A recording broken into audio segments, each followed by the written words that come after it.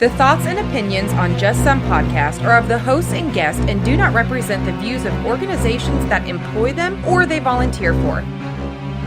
They are also not responsible for spontaneous black holes or nuclear wars that may occur. You have been warned.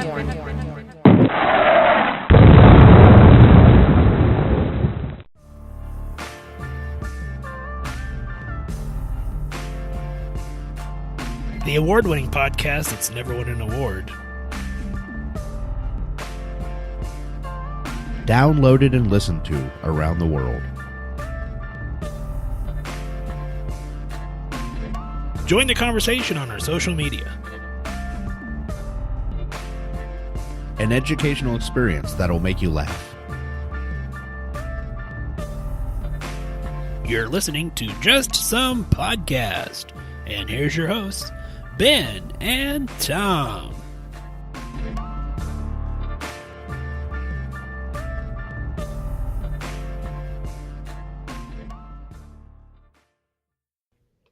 Welcome, everybody, to another fun-filled and exciting episode of Just Some Podcast. This is Tom. Hey, this is Ben. Tom, bud, how's your week? Okay, so in fairness, To be fair, I am going to allow you a one-time redo, knowing that you know how my day went, if you want to ask me that. So I'm going to pause for just a second, like you never asked, and then allow you to either ask me the same question or whatever happens. Okay, we'll just see. Okay. All right, here we go. Hey, Tom, man, how much alcohol did you have to drink tonight to get through your day? So for only the second time in Just Some Podcast history, I had a couple, nothing like the alcohol episode. So let's be clear. Yeah. Yes, let's be clear about that. But I did have multiple glasses of whiskey and Coke. So it was Monday. I mean, we usually record on Sundays. We, for timing reasons, had to record on a Monday. And, well, this Monday fucking sucked. So I don't really know how else to put it, but that's pretty much what happened. It was one of those, I think Mondays in general suck, but I think they suck for most people because like you're just came off days off or blah, blah, blah. No, for some reason, people inherently feel the need to be sicker on Mondays. You got weekenditis. Yeah. And I caught the brunt of it today. So enough that even during flu season, I didn't come home and drink after, but tonight I was like, no, we can record if you want, Ben, but I'm drinking before this happens. So that's how my day went. How was your day? My day actually wasn't too terribly bad, but I'm still on my high from this weekend. You know, I got to do a little traveling and got to watch one of my favorite bands in the world, although they only play yearly now. So I had to trek down to the Mecca and enjoy that. So that was a good time. Now that you put it like the yearly, if we get a confirmation for next year, I will try and make it down for the pilgrimage. Well, we are working on some things, hopefully to do some reuniting in some local areas as well. So we'll see what happens. It's actually 20th anniversary. Shut up. Serious? And it's the best band that no one's ever heard about. So that's just my personal opinion. Maybe someday we'll be able to play some of their music and bring their sounds to the rest of the world. But for now, we have them in our hearts so we can enjoy them. So I don't know. Realistically, other than that, it was okay. I'm scared shitless about the upcoming operation. Dun, dun, dun. Was it T-minus 3 days? Today, I got my little call from the health system saying, Tom, you have an appointment with Dr.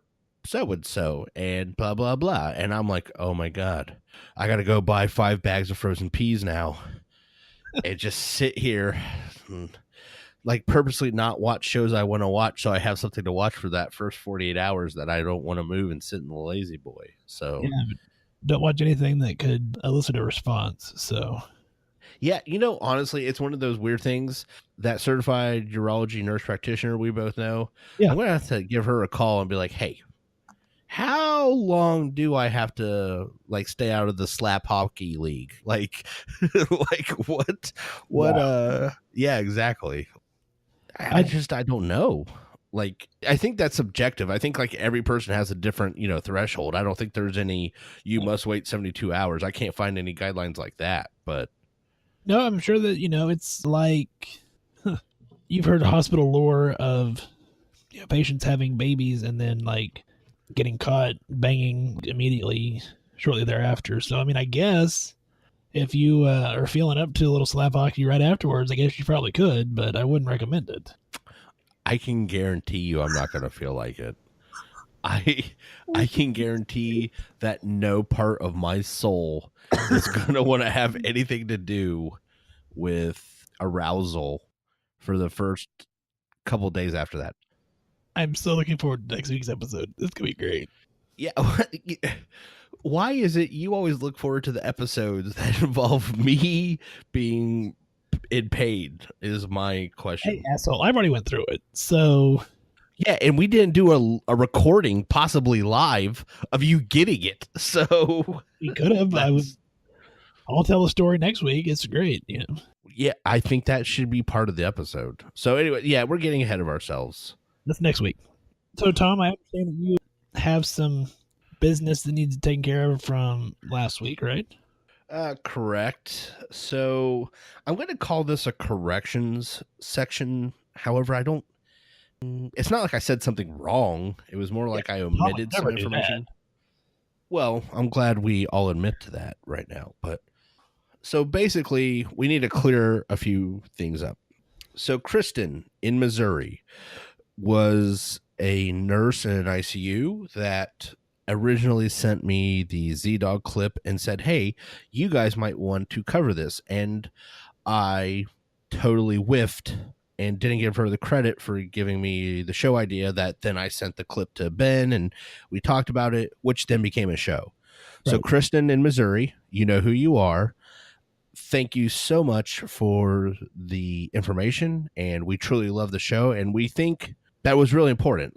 Like tonight's show is going to be fun and it's irrelevant in a certain way. It's like no one's going to die without this information. But I think the burnout episode has an impact. Yeah, I think it touched a lot of people. I know that we had gotten some other feedback from it as well and some recommendations on Facebook. I believe it was Jennifer that had recommended us on Facebook and said, that it was nice to hear that, for people who are experiencing burnout or moral injury, that they're not the only ones that are going through it. So I think it was a good episode. I completely agree. And so, Kristen, thank you. So this is a special part of the correction section for a certain somebody named Megan who made the mistake of marrying me. That poor woman. Poor woman. So let's get a few things out of the way. And I purposely didn't tell Ben the second half of this, so this is going to be fun. So the first half is last week. Man, I completely messed up last week. Last week, I said, hey, so I read this story, and I did read the story on treatment of high blood pressure with sound waves. What I failed to mention is I made it sound like I was this awesome person and scoured the internet, and I didn't. My wife sent it to me, and I didn't mean to. It just happened. Like I was just, yeah.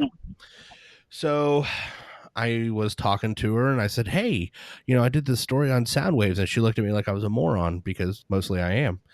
And I was like, oh, wait a second. You sent that to me, didn't you? So we had that little conversation, and she's as gracious as ever and was like, yep, I did that. I was like, oh, thank you, baby. However, that leads me to the second part of this.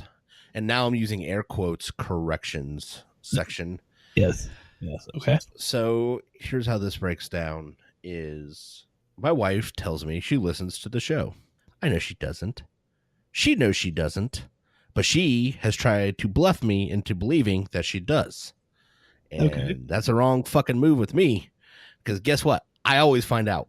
I always know what's going to happen. So here's how this played out. As I'm groveling for forgiveness for the minor inconvenience to her that she didn't even know about not giving her credit for the story, because I actually felt bad for a second. And I do mean for a second. Stop it. Well, you're going to find out why I stopped feeling bad pretty quick. Go ahead, sir. So I was watching on Hulu one of our favorite shows. It's one of my favorite shows. I think it's one of your favorite shows now, Letterkenny. Yeah. Love that show. If you guys haven't watched that completely, you should watch that show. It is a good show. I will tell you, it's one of those shows you're either going to love or hate. So if you hate it, no big deal. Just move on with your life. You're not going to get it. To be far. So we're watching this, and in this particular episode of Letterkenny, which is on the Adult Spelling Bee, all right, so you can find it, he starts talking to her about the neuroplasticity of the human brain by doing word puzzles.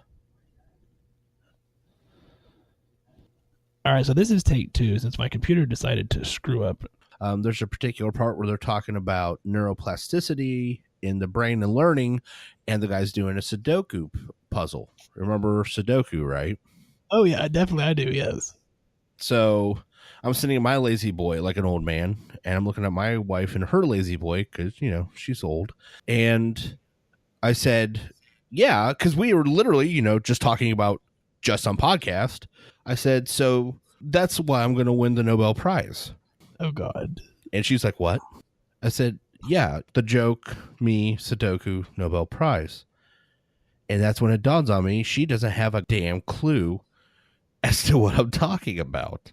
Not a clue. Not a single clue. But she listened. Oh, yeah, exactly. That's the point. I gave her that look like, I got you. Like I'm the police detective on the murder suspect. I got you. And I do the little Denzel Washington, Malcolm X, like finger on the side of my face, just stare at her for a second. And I'm like, so let me get this straight. You listen to the show, but you don't know about the Nobel Peace Prize.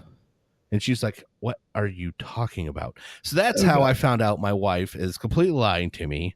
And I can say whatever I want right now because she clearly doesn't listen to the show. So my wife, I love you. But if you had a sister, I would call her hot and try to make out with her. So what do you think about that? Since you listen to the show, you're going to know to get mad about this, right? So I'm throwing this out there because I want all 50,000 people that listened to us on Helium Radio last week to hear me say, I know my wife isn't going to listen to this. So feel free to punish me and be mad if you do hear this. But I don't think you're going to. Well, she may not, but her friends probably will. And her friends will tell her. Possibly. We'll see. They might be laughing, though. To be fair, I'm laughing. To be fair. And if you watch Letterkenny, you'll get the To Be Fair references we keep doing. Actually, I know several of her friends. I think I'm friends with several of her friends. And while I have no doubt their loyalty lies to her, I also think that they would be laughing hard enough at this point to not like want to give up the joke. Like they want to get part of it. Like they want to watch what happens when I bait and taunt her, knowing I just said all this and that she has no idea. Well, let's tune in next week for the vasectomy episode. And also checking on, did Megan listen to the show? So since we talked about that, so I didn't want to tell Ben about that beforehand. I wanted him to hear the pure, raw, uncut version of that story. Yes, sir. There is one more thing we need to clear up. Wait. Before you clear yours up, I want to give a shout out to Simple Health Radio for listing us as a Follow Friday on Twitter. And to our buddies, Ryan and Mike over at Pop Psych 101, which is still one of my favorite podcasts, for giving us a shout out and a Follow Friday on Twitter as well. We appreciate it, guys. All right, now you can... Well, we do appreciate it. And I want to say not only is it one of my favorite podcasts, the Pod Psych 101, but listening to them and then listening to some of the other shows, because I will listen to other shows and they'll say, oh, I like this podcast, and I'll download it. And listening to them makes me realize how good I think they are, because I listen to other podcasts and I'm like, ugh, and I end up unsubscribing from them. And that's nothing against them. I'm sure they have a great following, you know, some of the ones I've unfollowed. But it just makes me realize how good those guys are doing over at Pop Psych 101. So shout out to them. Yep, absolutely. So since I've been rambling on, and I think the whiskey is taking its firm grasp, I wouldn't say overdoing it, but it's definitely got a hold on me at the moment. Courtney, not from Oklahoma, that made sure to not only message us, but then specifically reference me in the messages to admin. Let me explain a few things, Miss Courtney, since I have your attention at this point in time. Thank you. So let's be clear about a few things, okay? One, I am glad you're not from Oklahoma. That is a godforsaken place. And if I ever become president of the United States, I would turn Oklahoma into the penal colony for the United States. Like, I would just fence it off and then drop prisoners off in it, because that's what I think of Oklahoma. Be nice. So, well, don't even want to ask what I think about Idaho and Mississippi. So, but for sure, Oklahoma, there you are. So be glad you're not from there. But, and people from Oklahoma that I know, they get the joke. I used to live near Oklahoma. I've been to Oklahoma many times. Lovely people. But Miss Courtney, you thought I was making fun of redheads, and I'm not. I did say some stuff in jest, but I think I can't explain the entire situation. But there's two things you need to know is, first of all, I have many friends that are redheads, because Miss Courtney said, I'm a redhead, blah, blah, blah, blah, blah. And I was like, okay, so here's the deal is every redhead feels like they're the middle or stepchild. Like, they always feel like they're the downtrodden somehow. So that's why I like to give them that little bit of extra punch in the ribs. Like, yeah, you're not, but whatever. Boom.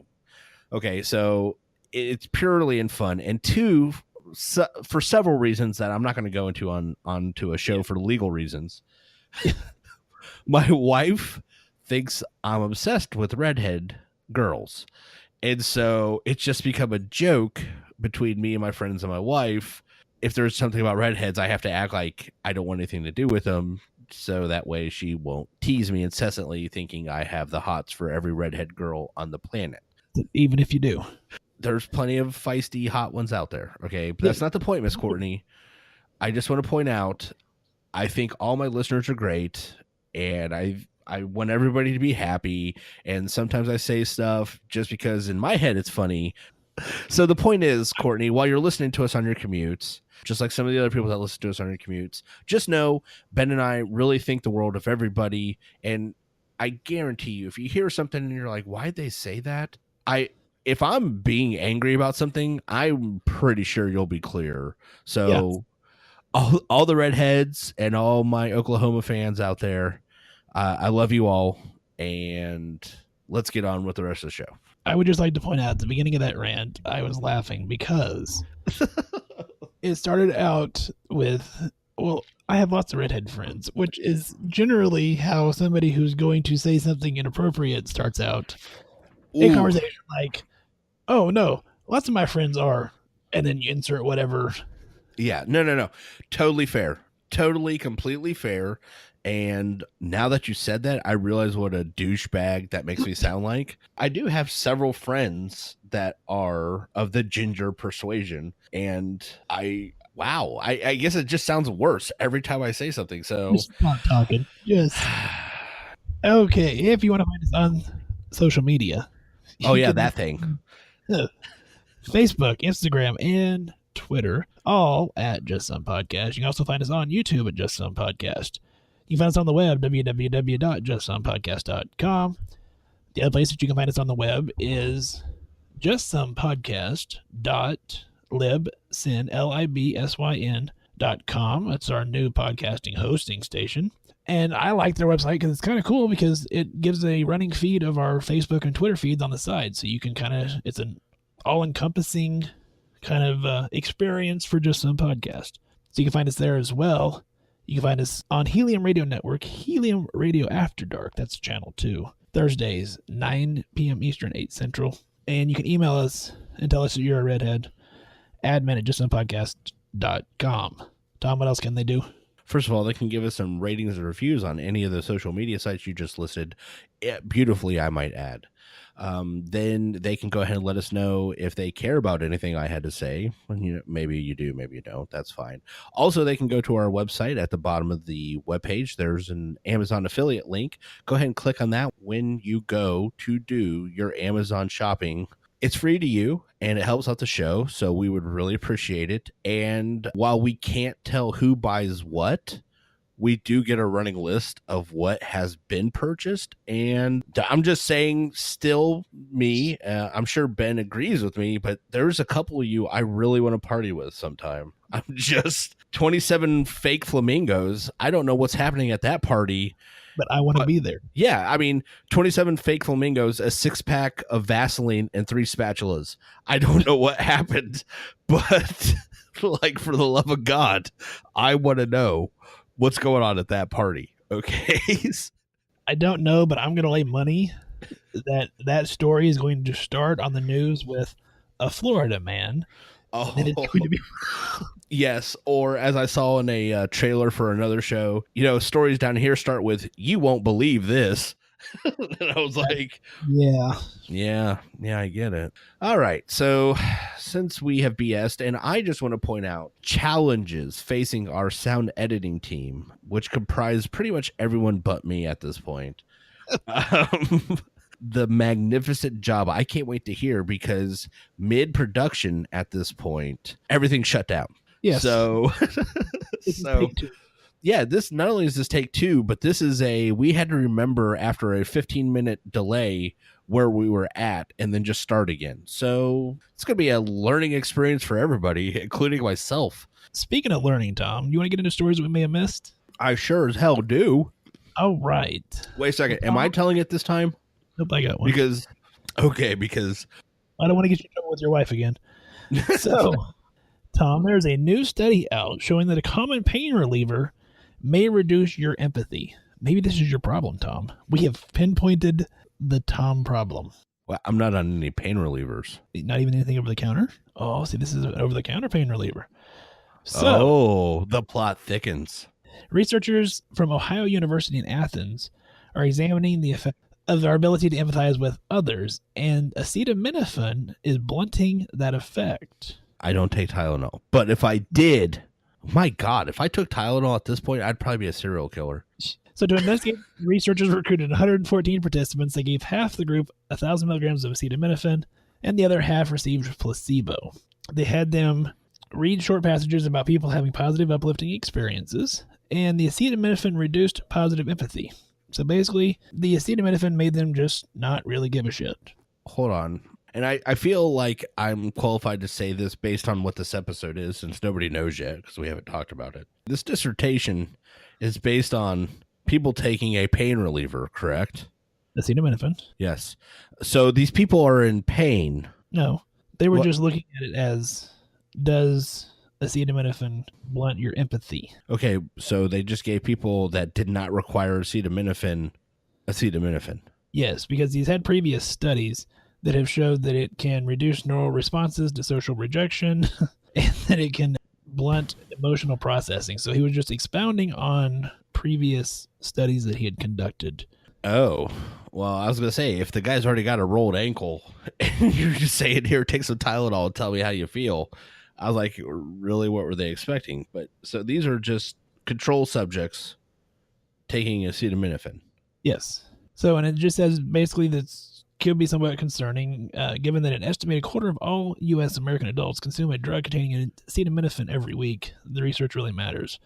Now, obviously, with 114 people, it's a very small-scale study, and they're looking at expounding upon that. But I just kind of found that interesting that it could be potentially altering your empathy for other people. I find that really interesting as well, especially since acetaminophen is usually also combined with other medications. Yes. So it's not just, are you taking Tylenol? It's, are you taking Tylenol? Are you taking this plethora of other medications, which also contain acetaminophen? Exactly. So I'm looking forward to seeing what the future research of that may hold. But I'll tell you right now, if he wins the Nobel before me, I'm going to find him.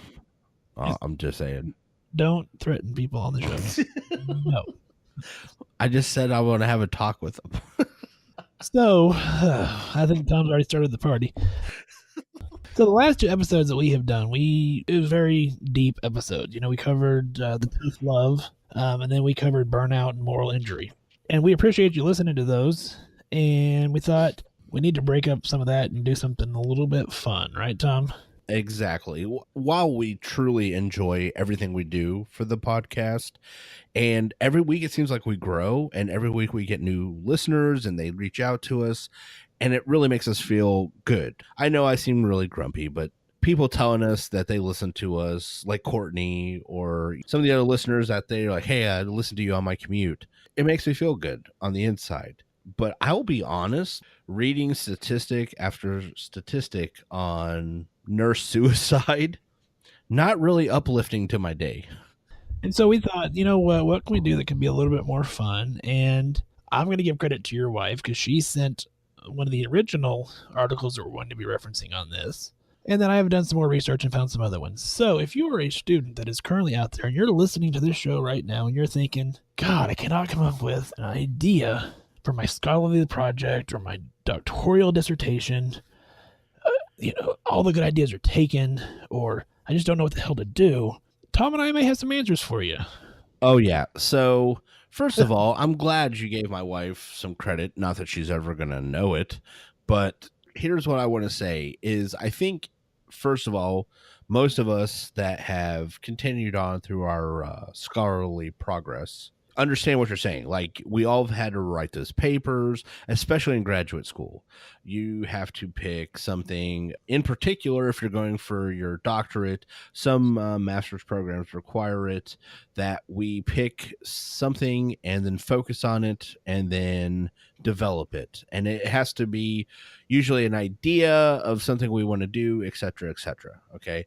So out of the blue, we have decided we like the education aspect. As a matter of fact, we're going to do a serious show in the upcoming episodes on education for nurses, nurse practitioners, PAs, etc. This is more the lighter side, right, Ben? Oh, absolutely. So these are some of the strangest, funniest, dumbest, the website I'm looking at is the 8 dumbest research articles that have been written. And so I figured, Tom, you know what, we can just kind of go back and forth. You can talk about whatever one you have first, and we can kind of talk about it, and then I'll throw one out at you, and we'll just kind of forth about. And I want people that are listening to know that either A, if you've been through this, you're going to laugh for sure. I don't have to explain this to you. Like you and Jeff for sure, I know are just going to laugh listening to this. People that are looking to go through doctorate or master thesis programs like myself, this is one of those things like, sweet Jesus, this is something somebody actually got away with this. Right. But the more importantly, I guess, from the slightly educational, and I do mean slightly educational point that we're trying to make is these are people that actually got educational credit for some of the things we're going to discuss. So if you are non-education or non-healthcare, just realize there are people doing some of these projects and they're getting academic credit for some of the things we're about to discuss. So do you want to start, Tom, or do you want me to? No. I want to start because I saw this one. And by the way, for those listening, Ben and I are not telling each other what we're going to throw at each other. Yeah, no, yeah. So here we go. So, I'm cracking knuckles. We got to get ready for this. Ben, here we go. Are you ready? I am ready, sir. Ovulation, a lap dancer's secret weapon. Huh. So I see the benefit of studying strippers, I guess. I mean, well, yeah. Again, my wife's not listening. I can say whatever I want about strippers. But here's what the premise is. And I hate, as much fun as we've made about these projects, I was like, wow, maybe there is a biological component to this that he has tapped upon, which was he investigated adult entertainers and he had them journal the amount of money they made, both on and off ovulation periods, the shifts, etc., the shift patterns, and the amount of tips they received. And when a woman is ovulating, her money intake as a lap dancer increased dramatically. And so he could prove a correlation between what he calls human estrus, which is, humans don't go into heat like animals. So we don't have a traditional, and I'm making quotes here, estrus, but he's saying there's a correlation between human estrus and greater income. And Go So I on. Here's wonder. the question. Let's talk about it.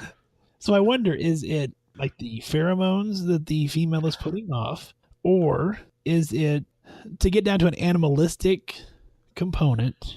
Mm-hmm. If she is ovulating, then is she Considered doing in heat.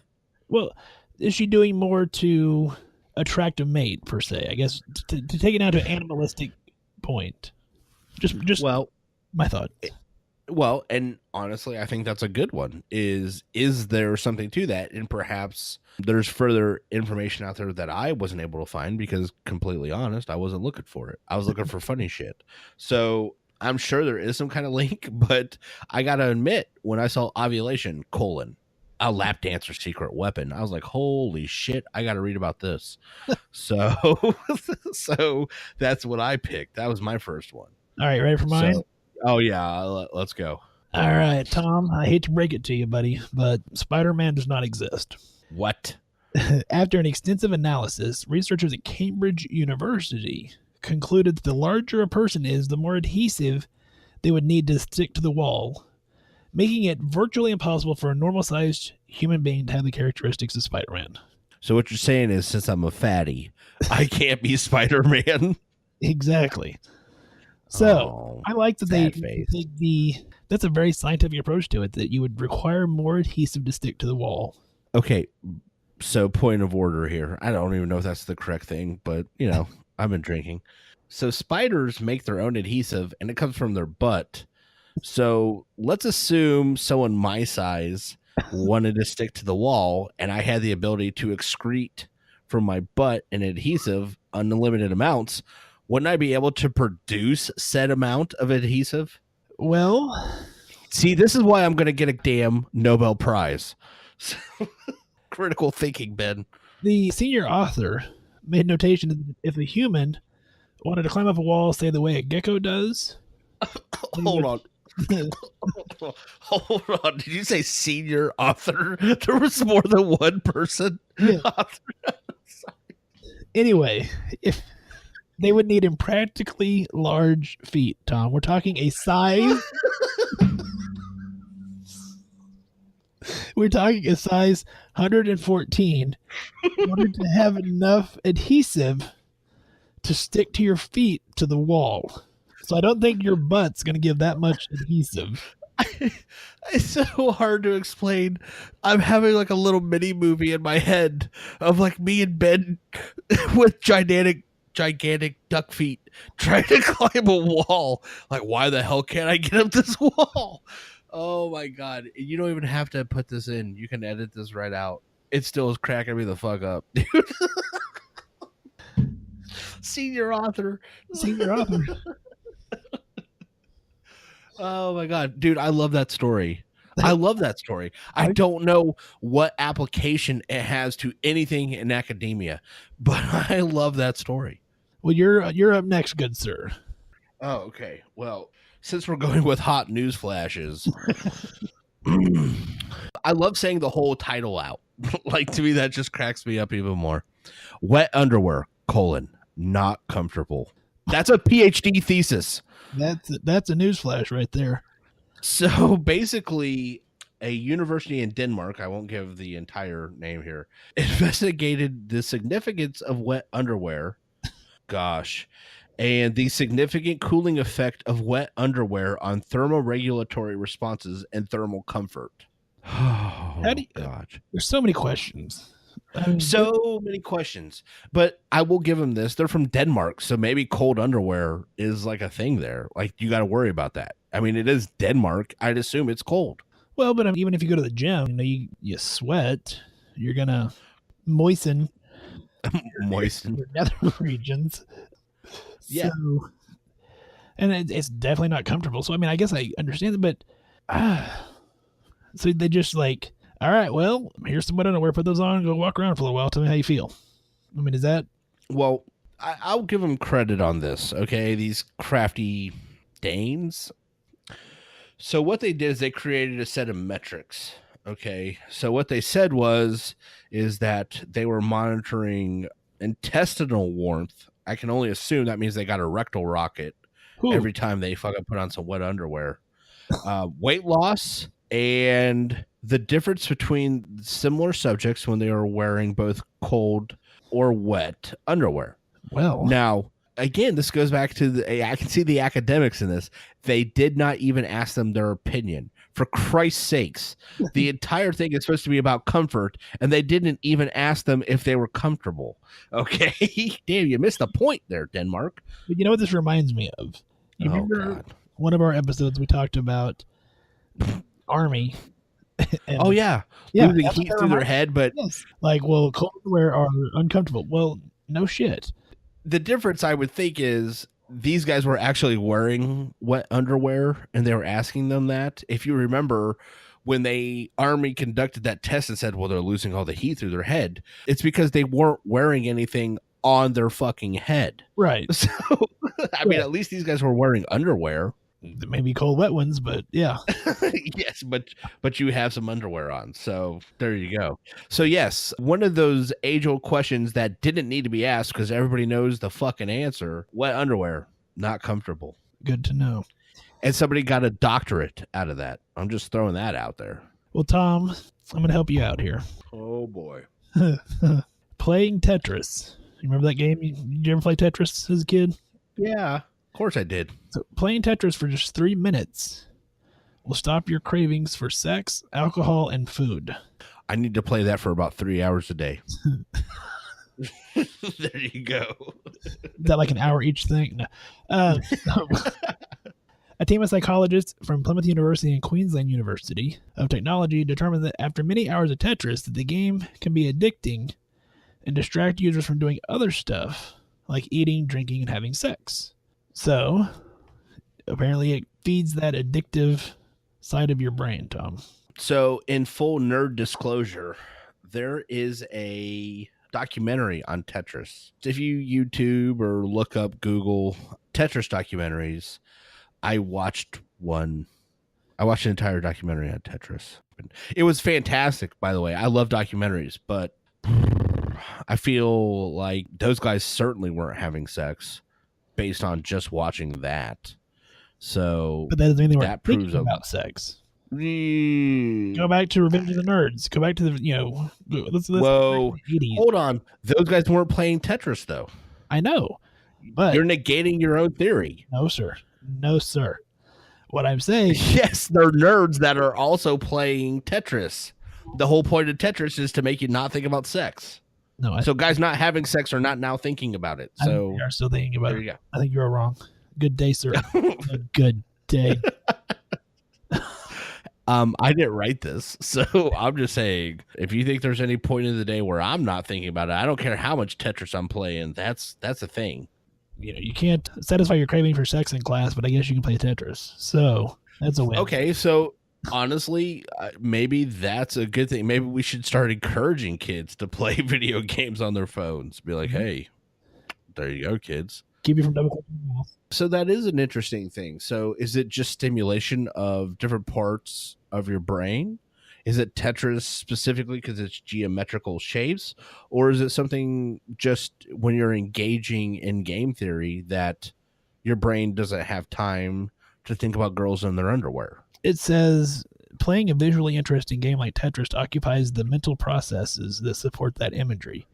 And so it's hard Yeah. to imagine something vividly and play Tetris at the same time. So it is those specific parts of your cortex Yes. where your brain is having to engage. Oh. Well, that's actually really interesting. So yeah, I thought so. All right, Tom, your turn, sir. Do woodpeckers get headaches? Boom! You didn't see that shit coming, did you? I mean, it makes So, a 2002 article that was published in the British Journal of Ophthalmology, and since it's published, I can talk about it now. So I think that's some of the legal criteria on this. In cooperation with ophthalmologists at the University of California at Davis, they go over how woodpeckers have developed the ability to avoid brain damage and bleeding or detached retinas while hammering their beaks into trees up to 20 times a second, which equals to 12,000 times a day. Wow. That's a lot of hammering. A lot of if you know what I'm head pounding. saying. Yeah. Basically, what it says is if you want to protect your brain and eyes from traumatic injury, you need a squishy skull, which I don't even know what the hell that means, squishy skull. But that's literally the quote from the article, squishy skull, sturdy jaw muscles, and woodpeckers have, quote, relatively small, unquote, brains, which Well, would explain why they're hammering their face into a wood post 12,000 times a day in the first place. I don't know what the application is. I wish there was some kind of cool, like, hey, we can avoid traumatic brain injuries with this. But unless we can make helmets squishy, like we're going to cover helmets in raw hamburger at some point or something, like what squishy substance? slime. Sure. Cover them in slime. I was going to say silly putty, Yeah, but, you know, slime, you know. But even then, so here's the problem, though, okay? Any of those substances, and I have a small child who plays with slime all the time, so I feel like I'm a slime expert at this point. It's going to lose its cohesion, right? So it's going to stop adhering to the impact point, and then you're just going to be banging a hard point against a hard point. Right. Yeah. So how do you keep the skull squishy? Well, yeah, then you have to be a woodpecker first. Jeez. That's Well, just that's not going to happen anytime soon. So I don't know what else to say about that one. all right, Tom. I just knew you weren't going to have an answer for it. This is why I picked it. I got. Let's do like. How about 3 more each? Dude, I'm good. Whatever you pick. All right, 3 more each because I found 3 that I really like here. I'm gonna help you out here, Tom. What's the one thing that you want that your wife doesn't know about? For legal reasons, I can't answer any of these questions. That you've talked about on the show. Okay, so ask me that question one more time. What is the one thing that you've talked about on the show that you want that your wife doesn't know about? Well, since she doesn't listen, that'd be anything. But at the same time, and our listeners don't know me as well as you do, there's nothing I won't talk about to anybody at any time. So I don't know. A Nobel Prize, Tom. Come on, man. You were thinking too hard about that. Oh, son of a bitch. So How did I not see that coming? I don't know. Their secret to winning a Nobel Prize, Tom. Eat more chocolate. It was published in the New England Journal of Medicine. And basically he said he wondered if there was a correlation between a country's level of chocolate consumption and its population's cognitive function. And he determined that the country with the most Nobel laureates per 10 million people and the greatest chocolate consumption, Switzerland. Sweden was a close second, and Denmark landed in third. So, Tom, Fucking Denmark. the good doctor even calculated the dose of chocolate necessary to increase the number of Nobel laureates in a given country by 1 is 0.4 kilograms or 0.9 pounds of chocolate per capita per year. So it's about 275 million pounds of chocolate per year for the United States. It's a lot of chocolate for you to eat. Well, that's a lot of chocolate. And hold on. Not that I didn't find the chocolate, but I really don't know if I can limit mine down to 3. Okay, that's fine. You don't have to. Because I'm looking at 5. All right, let's go for it. What do you got? Okay. So this one seems pretty obvious. We can go through this one quick. Are you ready? Lightning round. I'm ready. Unhidden dangers of sword swallowing. So somebody, let that sink in for a minute. Really isn't I mean, like, okay, go ahead. I'm sorry. Continue. Well, no. So during the article, he literally lists another topic that I want to explore. I think we could do a whole episode on the fact that there are cat food tasters. So that's a thing, Ben. I don't know if No, that's a thing. episode, but maybe as part of the grab bag episode, we can research that a little bit further. Holy shit, there are people that taste cat food. I'm slamming my hand on a desk right now.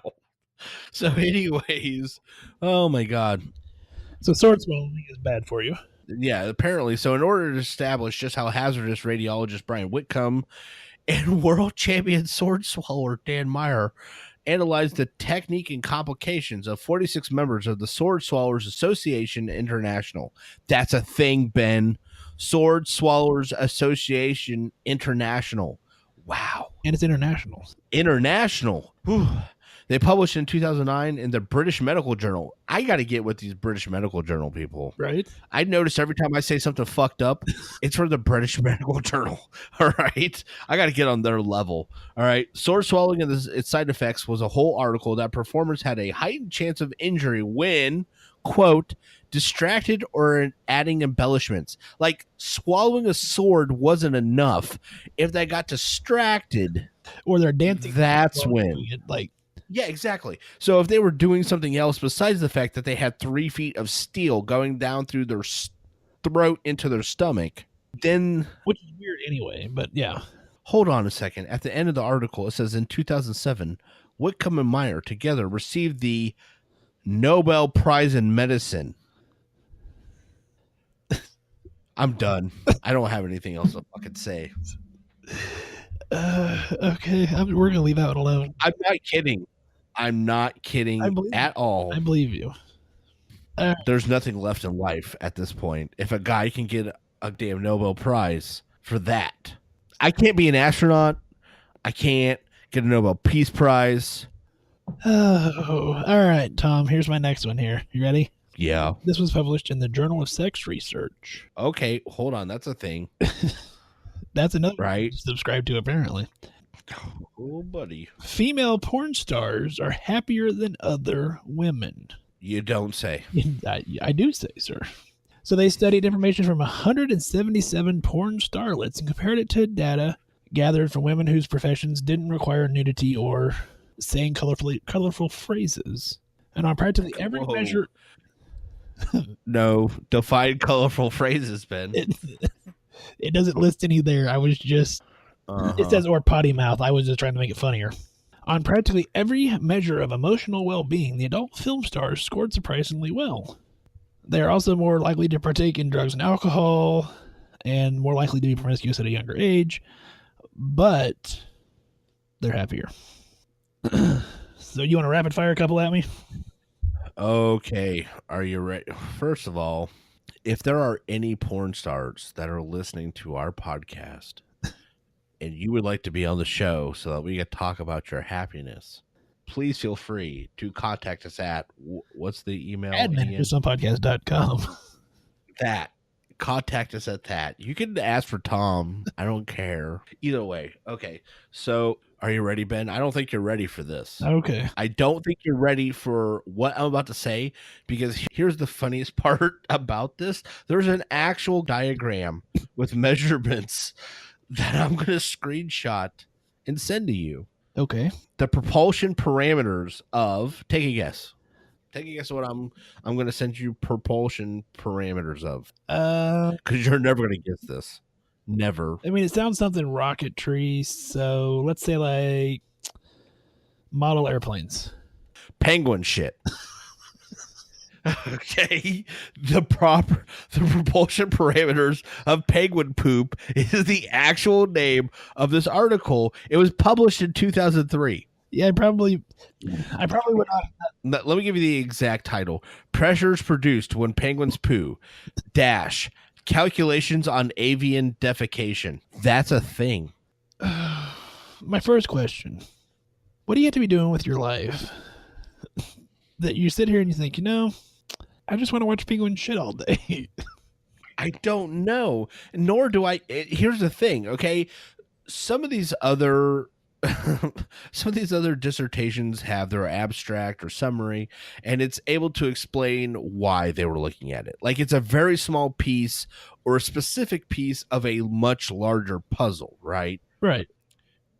I found nothing like that for this, other than, oh my God, these are quotes. Okay. With knowledge of just a few parameters, including the thickness of and distance covered by the fecal matter, the researchers were able to calculate that the birds employed pressures of up to 60 kilopascals to eject their bodily waste. That's literally the most information I have from that fucking article. But I don't know what it's about, other than these guys were able to tell you how much pressure it takes to make penguin. Yeah. I'm not even going to cover this one, but even chickens prefer beautiful people. That's a fucking article right there. It was published in 2002. Article, chickens prefer beautiful people. Chicken. Wow. Hold on, here we go. Another one I'm not going to cover in depth. I just want you to know that this exists. The effects of cocaine on bees. That's a thing. I've actually seen that one.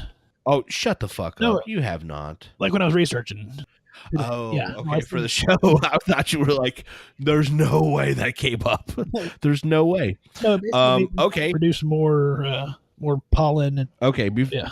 Okay, before I get into my last three actual ones, I'm going to give you one last guess to do this quick. This is a Passover because I didn't read the whole thing, but I saw the title and I stopped. Okay. So I'll give you a guess. Anything in the guess. Guess anything in the world. You will not even come close to any possibility of what I'm about to read to you. Okay. No way. No way. Do I get anything? Like I just. It involves flying mammals. Yeah, take that in. The mating habits of the Australian flying squirrel.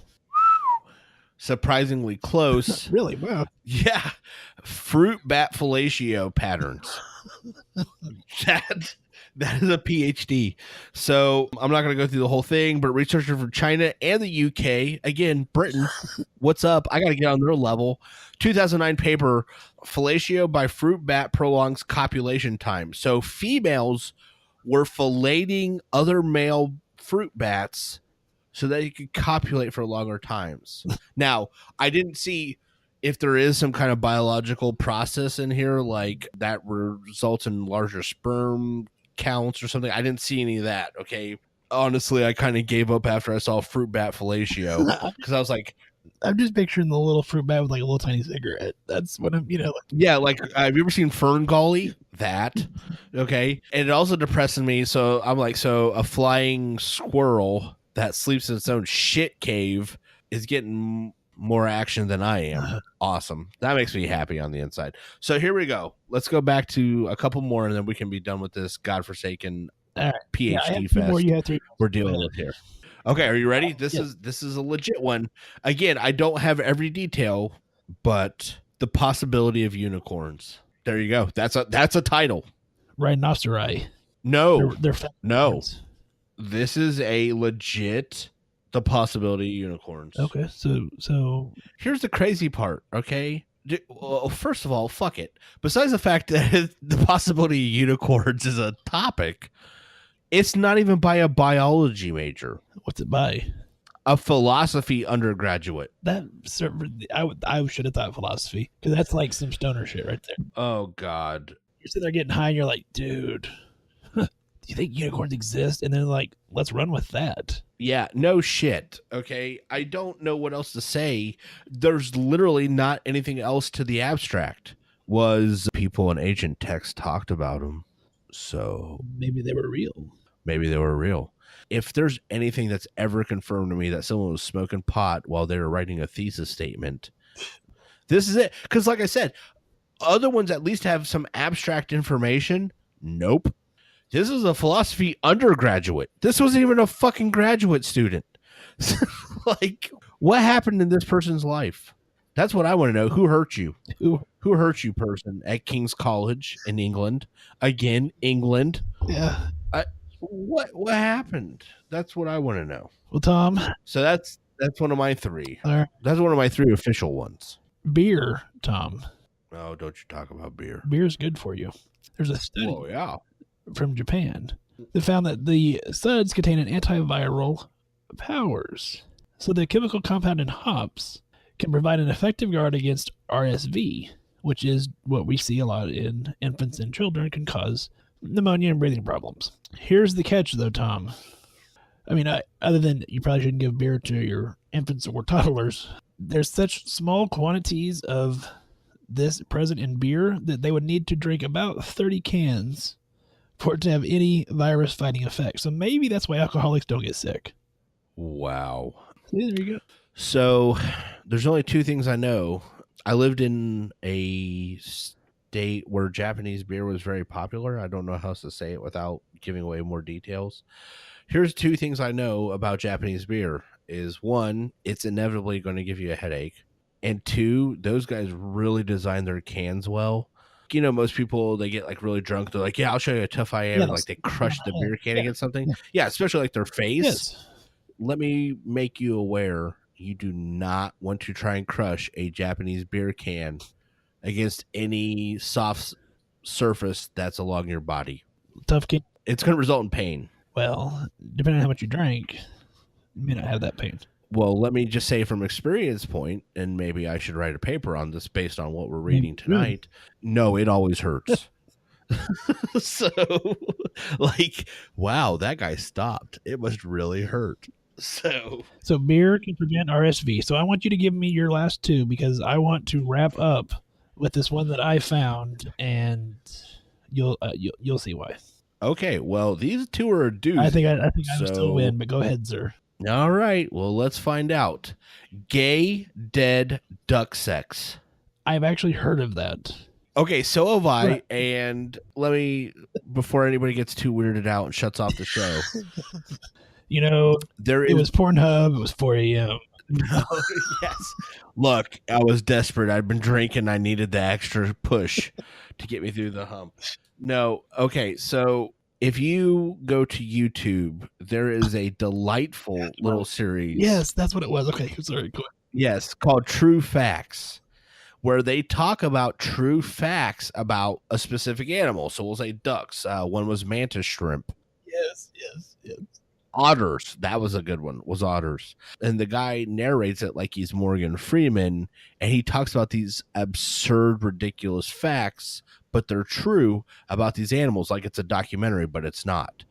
Hilarious. So I've heard of this before. Yeah, okay. So basically, what they did was in 2001, wow. So a researcher first noted a case of homosexual necrophilia in mallards during his migration tracking, and he witnessed a 75-minute raping of a dead male corpse by another male duck.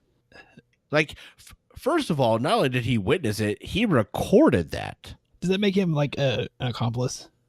At this point, no, because he didn't help kill it. Well, no. But here's my thing is I can't, again, I'm reading abstracts and honestly trying to figure out what the purpose of this information is, other than the fact that he witnessed it. This is almost like the ultimate, like, dude, you won't believe what I saw. Yeah. Yes, I would agree. Because there's literally no follow-up information on this other than I saw a duck screw another dead duck for 75 minutes. And I was like, dude, you watched it for 75 minutes? Like, at some point you didn't go, this is just gross. Like, you just kept on going, huh? But I think this explains why autocorrect changes fuck to duck so often. Wow. And the plot thickens. Yes, it does. Wow. No, I never thought about that. I just figured it was trying to piss me off and give me an aneurysm. No, see, it's the duck fuck. Wow. I didn't think about that. But apparently this researcher did. So 5 minutes. Yeah, for 75 minutes. Like, Wait, which is impressive because, I mean, you know, I don't know if I would use the impressive for dead necrophilia rape. I mean, no, but my thought is, I mean, I only make it through about 10 minutes of the porno. I mean, so, wow. 75 It depends. is pretty impressive. Well, it depends on the plot. Yeah, I mean, Well, 75 minutes is impressive at any point. I don't know if I want to be intertwined in a conversation about dead duck rape. Because you know how this is going to turn out poorly for us, no matter how this goes. I know we need to move along. But I highly, highly suggest watching True Facts on ducks on YouTube. Yes, To anyone listening. I concur. All right, what's your last one, sir? Or you want me to go again? I mean, yes, I want you to go because I want to go last. Yes. Okay, because this one actually has an application I can understand. Are you ready? I'm ready. A better approach to penile zipper entrapment. Oh. Yeah. In 2005, researchers from New Delhi looked at reported methods of intervention for the most quote, unpleasant of problems, Yeah. and found that common approaches either take too long or can actually make the circumstances worse. The researchers' paper, titled Safe and Painless Manipulation of Penile Zipper Entrapment, details instead a quick and simple, non-traumatic, which is key, honestly, at this point, method using wire cutters and a pair of pliers. Whew. That's, of course, everybody's, I'm sure knows the famous.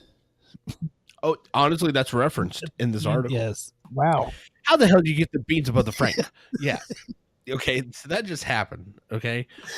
And here's the thing, though. The abstract, the article, nothing references why, how, other than the method. It doesn't explain who this population is to.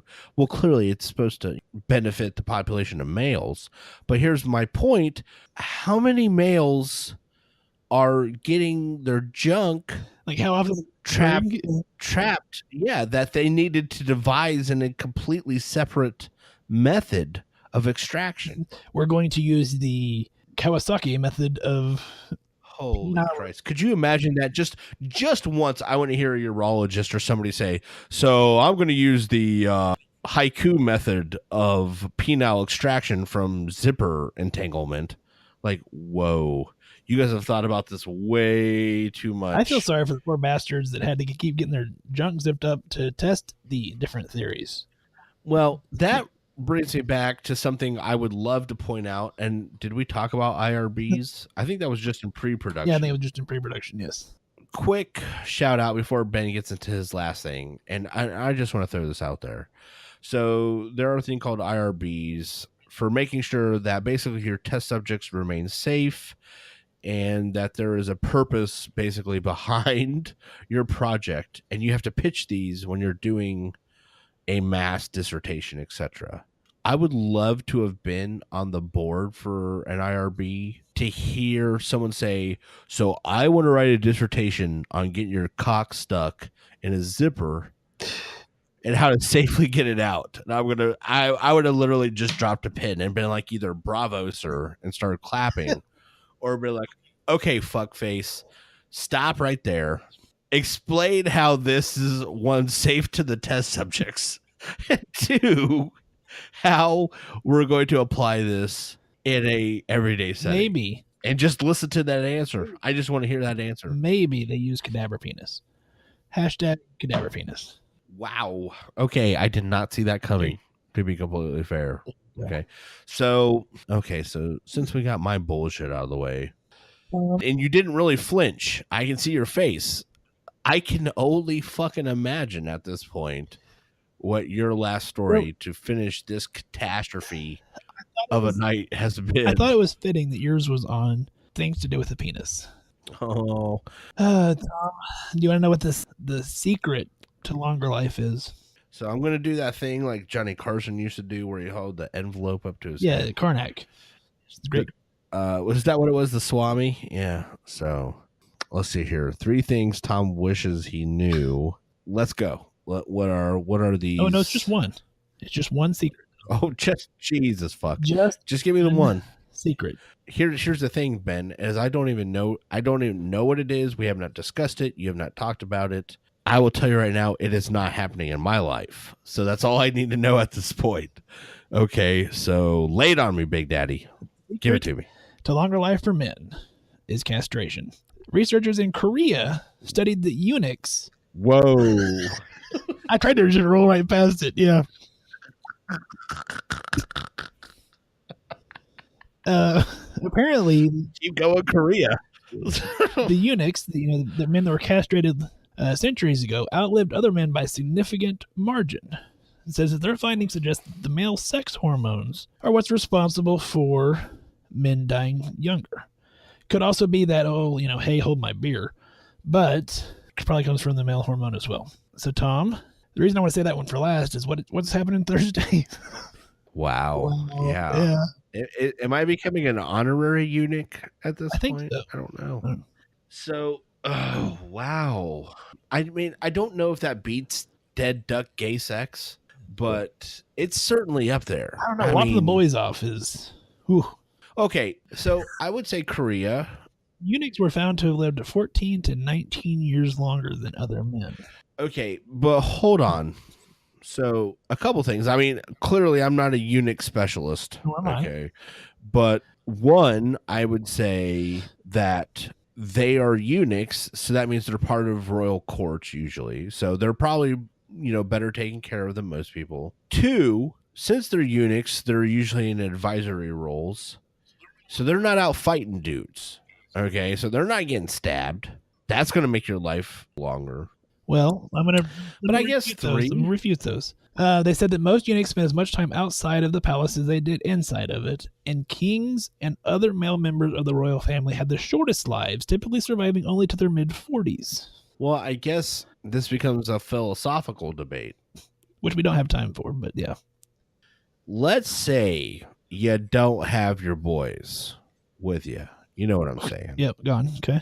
Would you even want to live another 19 years? Not really. Exactly. Look, and ladies, I'm not trying to, this isn't hubris, but there is a point to being a guy. And short of a tragic incident where your boys and or member have been removed, why would I? Yeah, let's just see. There you go. All right. Let's wrap the Wow. show up, Tom. What do you think? You can find us on Facebook, Instagram, Twitter, and YouTube, all at Just Some Podcast.